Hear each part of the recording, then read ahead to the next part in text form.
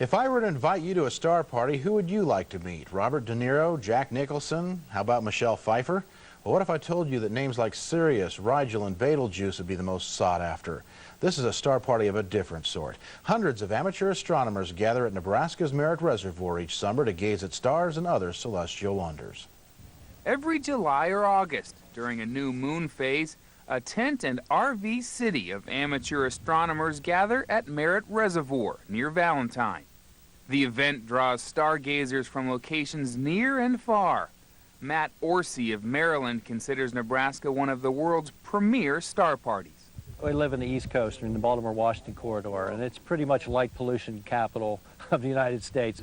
It's tough to see because the light pollution washes out the objects. So we go out to West Virginia, which is probably our closest, about 3-hour drive, and they're relatively dark skies there. But they don't compare to anything like they get out here in Nebraska. If you look at a satellite image here in Nebraska, it's like a black hole. There's no light. According to Nebraska's Dave Hamilton, the event is more than 4 times bigger than when it started in 1994. I think there's about 50 or 60 that came up the first year, and this year we had 402 pre-registered, and there's probably about 450 people. Stargazers don't sleep a lot. Even in the daylight hours, folks are busy with showing astrophotos. Homemade telescopes are judged. Astronomy classes are attended. Page 25, more about equipment use. We say more about equipment use because we've already covered a little bit about care and maintenance this morning.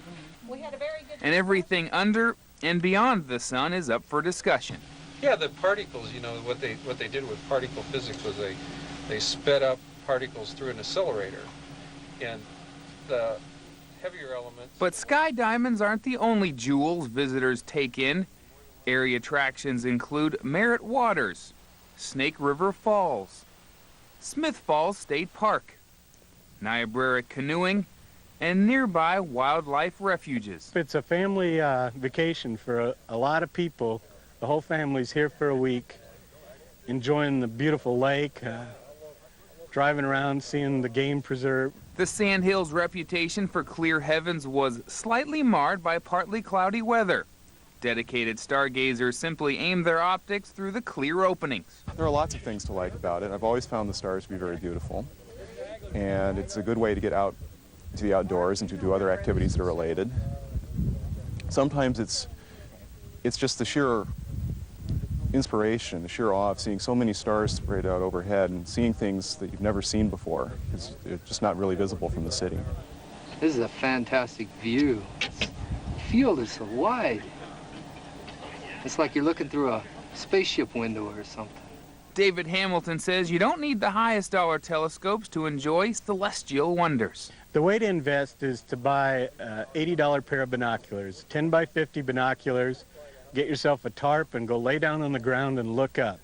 But as you progress, you'll find there's many other types of objects. Planetary nebula, globular clusters, galaxies outside of the Milky Way, and it all begins with a pair of binoculars. Okay, Christopher, I've got Jupiter here.